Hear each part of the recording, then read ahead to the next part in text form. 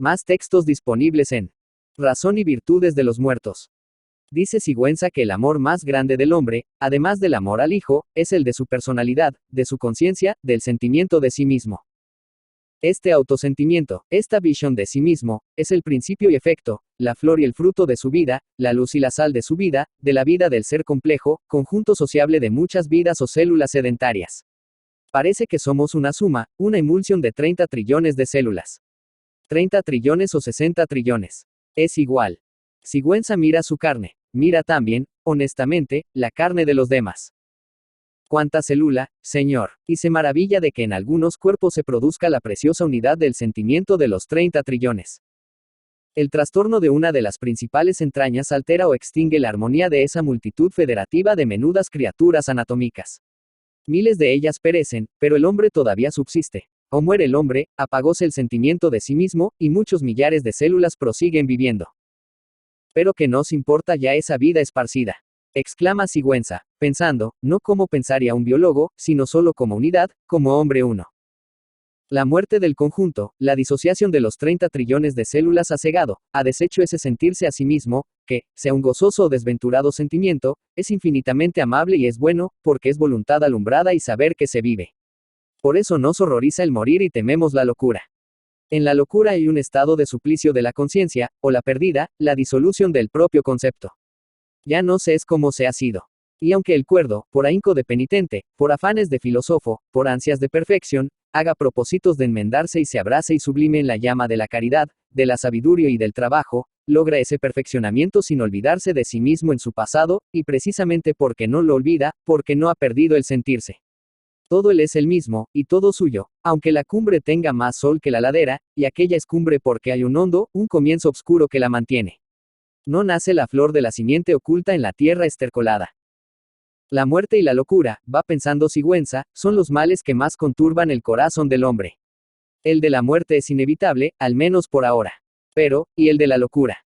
Y he aquí que cuando Sigüenza salía de la oficina, mirándose un momento su carne, después que sus 30 trillones de células han vivido 5 horas de escritorio, pareciéndole entonces pocas células para tanto tiempo, Sigüenza lee la estupenda noticia de que un médico de Chicago confía haber hallado el remedio de la locura injertando en los pobres locos ciertas glándulas arrancadas de los cadáveres.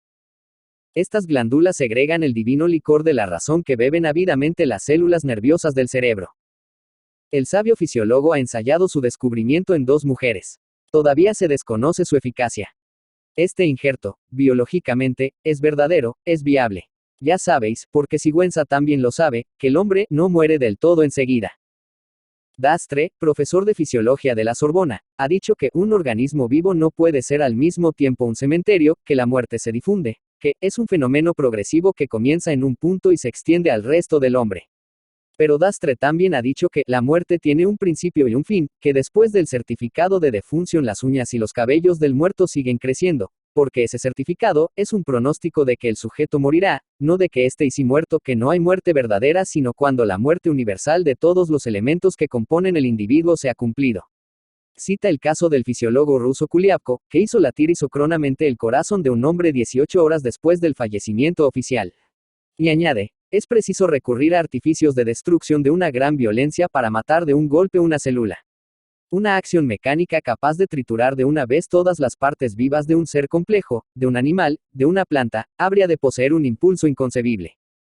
Esas glándulas, halladas por el sabio de Chicago en los cadáveres para remedio de la locura, pueden verdaderamente estar aún vivas. Y claro que si estaban vivas dentro de un muerto, mejor pueden vivir en el cultivo de un organismo que vive. Ya se han cumplido las profecías de que el elemento se acomoda al plan orgánico sin mengua ni violencia de su naturaleza, que procede en el sitio que le fue dado como procedería en otra parte hallando el mismo líquido, el mismo alimento que le estimulase y nutriese. Sanaran los cerebros de las 2 mujeres locas con ese injerto de razón, de luz, tomado de la tristeza y negrura de un cadáver. Y Sigüenza, como exotérico del culto de las ciencias médicas, como profano de estas disciplinas del saber, se ha contestado que sí que es posible que curen, que se salven esas desdichadas mujeres. Es verdad que precisamente por no estar iniciado ha podido contestarse todo lo contrario y sonreír de la audacia del sabio médico de Chicago. Y enseguida que Sigüenza ha creído, la esperanza y la inquietud han conturbado su ánima, porque si ese injerto redime al loco, no se habrá iniciado la posible posesión de la gracia y de la salud éticas por medios fisiológicos. No puede llegar un día maravillosamente clínico en que se cultiven y se injerten las sustancias y glándulas de los cadáveres de hombres virtuosos, prudentes y heroicos. Y no puede Sigüenza compadecerse de los esforzados, de los santos y de los sabios que fueron y que son a costa de recios sacrificios, cuando las gentes de mañana puedan igualarles y aventajarles con inyecciones de virtud, de fortaleza y de ingenio. No puede apiadarse de ellos, pues merecieron la gloriosa misión de ir formando la flora microbiana del perfeccionamiento de la humanidad. Al júbilo de la esperanza ha sucedido en Sigüenza la inquietud, la queja de su conciencia, del asustado sentimiento de sí mismo. Sigüenza tiembla imaginando los futuros esplendores científicos. La herencia fisiológica, el medio social, el trabajoso pulir nuestro interior, nuestra voluntad, nos acercan al bien y semejanza de los grandes corazones y entendimientos. Pero queriéndoles y admirándoles, consentiríamos en trocarnos por ellos, disolvernos en ellos como anhela el místico fundirse en Dios. Una pasión violenta hinca en el amante el encendido deseo de ser como lo amado, de vivir dentro de su sangre, de sus nervios, de su aliento, de vivir, de fundirse en su misma vida, pero con la ciega protesta de ser al mismo tiempo quien es, de no perderse del todo para poder gozar de lo que se ama. De modo que ni por ansias de sabiduría, de belleza, de virtud ni de amor renunciamos a nosotros. Y ese injerto del sabio de Chicago y las venideras maravillas médicas, no llevan la levadura de un peligro para la propia personalidad. En tanto que esto se realiza y se averigua, le queda tiempo a Sigüenza para descubrir si en la frase «yo no me cambio por nadie» palpita un legítimo egoísmo, una pobre vanagloria o una conciencia, legado de muchas conciencias ancestrales.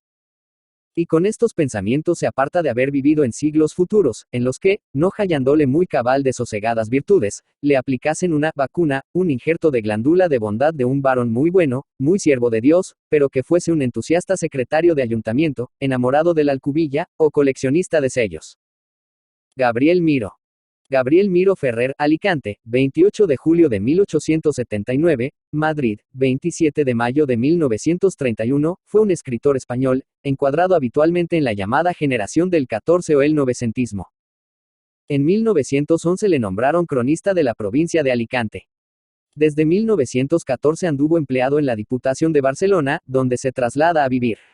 Allí dirigió una enciclopedia sagrada para la editorial catalana Becci y Ramos, proyecto que no se llegó a concluir pero que le satisfizo íntimamente, y entre 1914 y 1920 colaboró en la prensa barcelonesa, Diario de Barcelona, La Vanguardia y La Publicidad. Conoce allí al editor de muchas de sus novelas, Domenech. Se trasladó a Madrid al ser nombrado en 1920 funcionario del Ministerio de Instrucción Pública y allí permaneció los últimos 10 años de su vida. En 1921 era secretario de los concursos nacionales de ese mismo ministerio. En 1925 ganó el premio Mariano de Cavia por su artículo, Huerto de Cruces, y en 1927 es propuesto para la Real Academia Española, pero no fue elegido, quizá por el escándalo levantado ante su novela El obispo leproso, considerada anticlerical.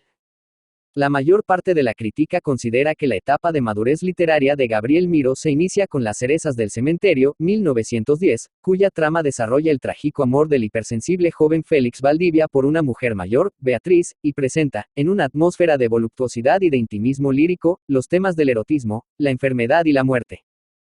En 1915 publicó El abuelo del rey, novela en la que se relata la historia de 3 generaciones en un pueblecito levantino, para presentar, no sin ironía, la pugna entre tradición y progreso y la presión del entorno. Pero, ante todo, nos encontramos con una meditación sobre el tiempo.